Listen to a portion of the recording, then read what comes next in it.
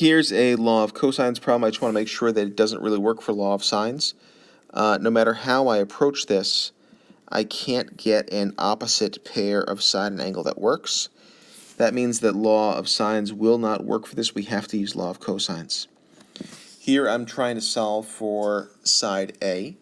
So I'm going to set this up as a squared is equal to b squared plus c squared minus 2bc cosine of a. And now I'm going to plug some stuff in. So we've got a squared is equal to 6 squared plus 5 squared minus 2 times 6 times 5 times cosine of 74.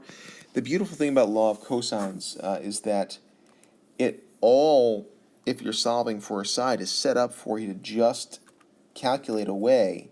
So you've got 6 squared plus 5 squared minus 2 times 6 times 5 times cosine of 74, and if you press enter, you're basically almost done with this problem because we've got a squared is equal to 44.462. Actually, it should be 17. And when I take the square root of that,